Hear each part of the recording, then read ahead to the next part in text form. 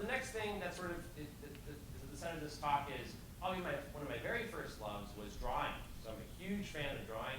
I don't do as much drawing as I used to, but one thing that I like now, that I appreciate in anything that I'm involved in, is that drawing is like a really tactile thing. There's a very short feedback. I mean, anybody that gets into drawing loves the fact that you have your hand on the paper, you really get to see the result. And the other thing that's really great about drawing is that if it's something you want to draw well, it's beautiful. Over time, you can see yourself improve. So there's something that's fantastic about drawing that I think a lot of things that involve technology don't really have this sense yet. I'm a musician as well, and instruments are important. I think people know this intuitively, though I think sometimes, I think our standard for whether the instruments, in terms of the technology we use, whether we're not more discerning.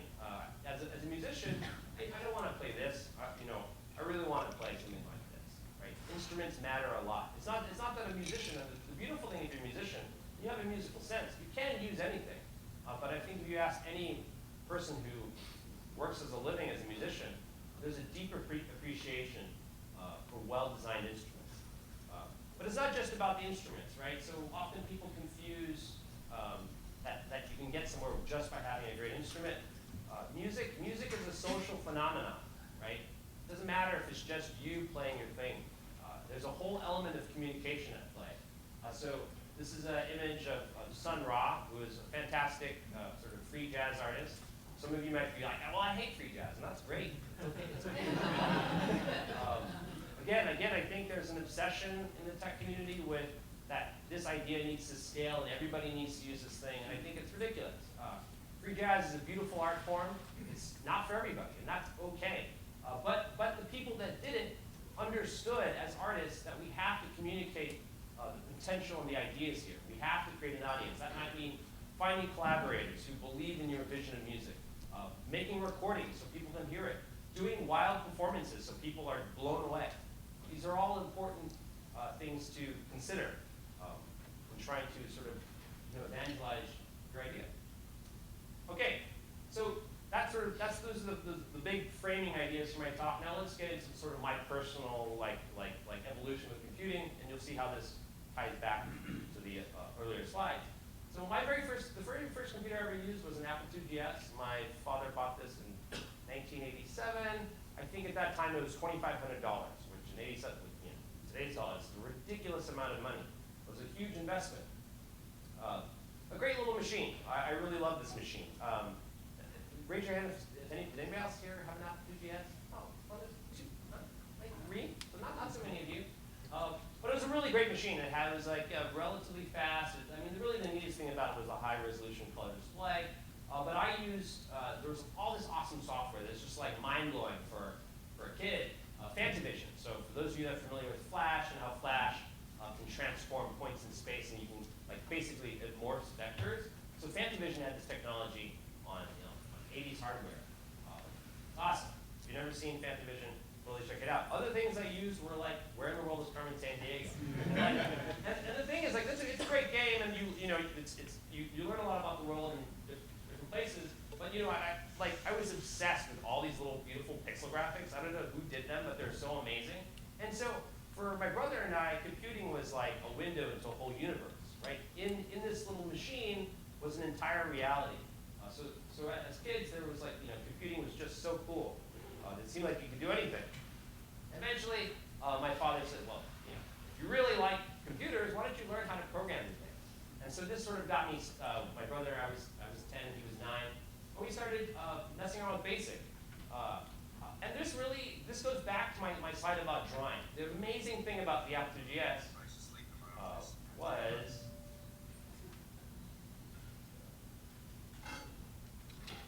okay. One second.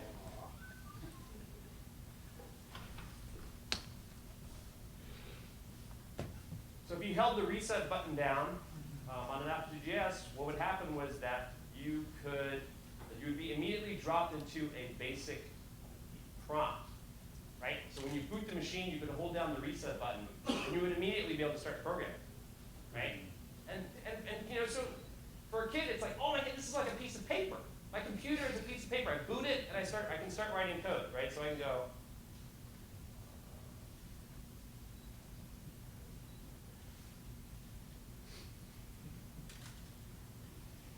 right?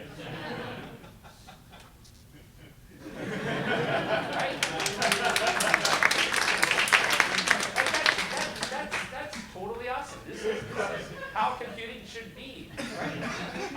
My brother and I, we would waste hours. It was so simple. You could set statements. You could change your program. You could write it down on paper if you needed to. It was so immediate. There's immediacy here. And so for me, the future that I want to live in for programming always involves sort of deep appreciation for immediacy. Okay. So I ended up, I was a teenager and I was like, well, I love computers, but I didn't really want to be like a video game programmer. And at the time, I didn't know that much about the history of computing or all this other stuff. And so I was like, well, I sort of catered to the liberal arts side of me, and I went and studied film. And I actually have no background in computers. I never, besides using them and programming them, I never studied it. I never went to school for computer science. So I spent some time exploring film. I actually got really excited about experimental film. So that was kind of like not what most of the people that were in my program were excited about. But this was another sort of amazing world. It's a very underappreciated art form. A lot of it happened. Quite a few interesting experimental filmmakers in the U.S.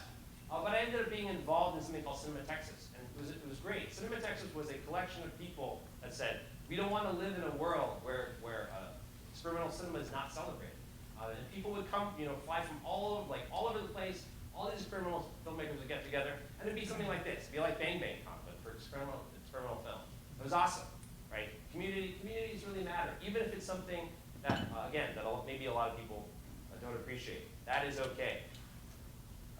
So I got into film, but I realized that I was excited about experimental film, and there's no money in experimental film. It's something people do out of love, not to make any money. There's no money in it. And I was like, well, I'm not going to really be an experimental filmmaker. It wasn't, I loved watching it, but I didn't want to do it. And I got excited. What got me excited again about computers after my stint in film was actually John Maeda, who's sort of a well-known artist and designer. And he was doing something really great in the 90s, which was he was sort of combining computational ideas with a very deep aesthetic sense, which at the time was quite new. It's beautiful now that it's like this sort of kickstarted a whole world of people that are fascinated with combining creativity and computing. So I got inspired by this, and this led me to want to know. I was like, okay, I'm excited about computers again. So Maeda went to MIT, so I have to read the book that Maeda must have read if he went to MIT. And I did not know anything about Lisp. So my background was all like basic Pascal, C, C++, like the stuff that everybody knows. I never looked at Lisp. And so I started reading this book, and this book was a shock. I mean, it completely just was like, everything I thought I knew about computers was wrong. Like I don't know anything at all. And that's a great feeling. When you find something that says, you thought you knew what computing was about, and this book is like, you don't know what it is at all. And they even admit that they barely know, right? They barely know what it is. But they're showing you all this stuff you never heard of before. And I distinctly remember opening up the book and like seeing this code. I was like, this looks like abstract poetry, right? This does not look like a computer program. And so I was so excited. I was like, I gotta understand this stuff. And I worked through a good chunk of the book. And at the end, I was so blown away. I was like, this seems like one of the coolest things that ever happened to computers. But I looked around at the industry and like nobody's using this scheme. People aren't using Scheme. People aren't using Lisp. And I found, for me, that was shocking. How can something that's so great get so little real world use? And so this is, me. This is like the seed is planted in my brain. Like maybe we can change that. I moved to New York City. I got a graduate degree in new media. And I ended up getting jobs because you have to pay the bills, doing various forms of computer programming. But while I was there, I did quite a bit of Objective-C. For those of you that have never done Objective-C, it's sort of like somebody smashed together Smalltalk with C. It's a fun language, and I would say that it's probably in some ways a little bit antiquated now. But really, what was awesome was OS 10 really was just a reboot of Next. And Next was really great in the sense that what they were trying to do is they were trying to get a small talk system on commodity hardware, right? You can't pay $500,000 for these mini computer type things that the Altos were, right? You need this stuff to work on commodity hardware. So Next was bringing the small talk idea. If you've never used like Objective-C and Interface Builder, it is actually quite cool. It's quite powerful. I mean, I think there's tooling now that surpasses it. But this was really futuristic stuff. They were taking ideas that happened less than a decade earlier at Xerox and trying to make it work. And just really cool stuff. Actually, Doom, like one of the most famous games of all time, the Doom editor was built all on a Next machine. Again, because they could build their tooling so quickly. But that's important, right? Again, the immediacy of the system that Next gave developers. It's an important property. So after school, I ended up doing JavaScript. This was like 2005. Raise your hand if you don't need JavaScript. There's a lot of people. Almost as many people that have heard of what we did.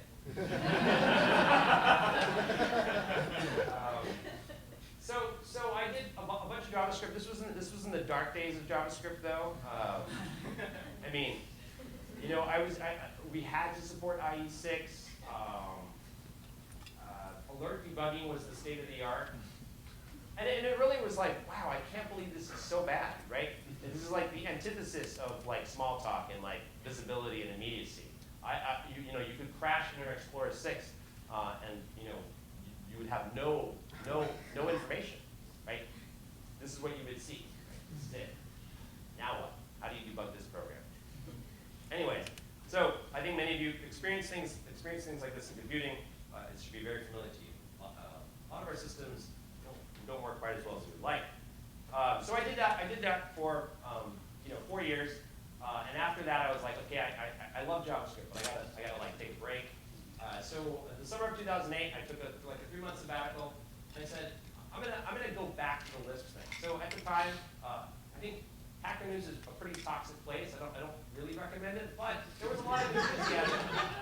There was a lot of enthusiasm for Lisp, and it seemed like a lot of new developers were excited about the potential of Lisp. And so I was like, I did the sick leave stuff. I was like, I kind of want to see what's the state of Lisp today. I played around that summer with Common Lisp. Common Lisp is very cool. But the hard thing is that it was actually really hard to set up. And the community was, I would say, like, it's actually gotten a little bit better, but the community wasn't taking it very seriously, communicating the benefits of the system and making it sort of easy to get set up with it. So as awesome as it was really hard to get going. And then I chanced upon, by complete accident, I chanced upon this website that had this weird list. It was for the JVM, and I was like, oh, I'm going to download this jar. And then I had a REPL immediately, so that was already +1, right? I download one thing, I can just run it. And I was also excited about this because I was already interested in processing. And processing basically runs in the JVM. It's a very fun way to experiment with computer graphic programming. And so what's cool is if you know Lisp and you know the idea behind late binding, you sort of can see that, like, oh, if I take my graphics programming environment and I add a Lisp to it, then I can recover live programming. So like live coding the system. It's not hard late binding, the way that Lisp does in Smalltalk and JavaScript as well. But so again, this got me thinking, right? This is copied verbatim from structure interpretation of computer programs. They say that we're using here a powerful strategy of synthesis, and that's wishful thinking. Often I think the road to something that's better is just wanting, like just the idea that it could be better, and thinking about it is bad. And maybe even acting on it. So a lot of things started coming together. I mean, I feel like I was interested in Lisp, and then I was able to use Clojure and be able to take advantage of the JVM, and it's like I get to be a part of this larger ecosystem that people are already invested in, which is just all that crazy stuff on the JVM. But I can use all these ideas that I love from this weird book from MIT. At the same time, I was also interested in UI stuff, and this blew me away when Brent Victor did his Inventing on Principle talk. What was fantastic about his talk was that I had honestly thought that nobody was ever going to be able to convince other people that the small talk or the Lisp way of doing things was ever going to come back. Right? People had sort of lost that ideal as a goal. And Brett Victor did a great job of saying, there's a huge idea here, and this is an old idea. And I'm going to update it so it's palatable to a modern audience. But again, it's the communicating part that's extremely important. Old, amazing idea. It may seem radical. It's actually not. People know about it. And he updates it so people don't forget. I think that's very important. I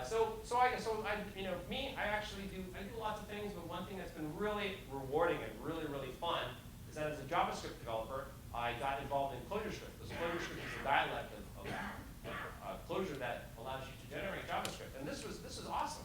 Because again, this allows us to sort of interface with a much broader world of people that write JavaScript and produce JavaScript and all the amazing things they're building. And ClojureScript is just a way for us to get these nice, cool Lisp semantics back into our development, into our workflow. Sort of just to wrap it up. It took like a long time, right? So I started poking around with Clojure in 2008. Clojure is now 8 years old. I actually think it takes a long time. You have a wishful thought that may take a very long time to get to where you want to be. But I have this today, right? So this was something that was in the back of my mind since I would say even like 2003. This is my Lisp machine, right? I have an editor here that understands Lisp syntax. I can connect live to a browser. And because other things have been happening with browsers, the fact that they can support other languages, I can edit my Lisp, you can view the Lisp, step through it. And this is so cool, right? It's like I have this stuff that one day I'll be able to program the computer the way that I want to program the computer, right? I never lost sight of the sort of joy and immediacy that I like from my basic program. But that's really all I had. And I'm probably out of time. No. So that's all I had. Okay.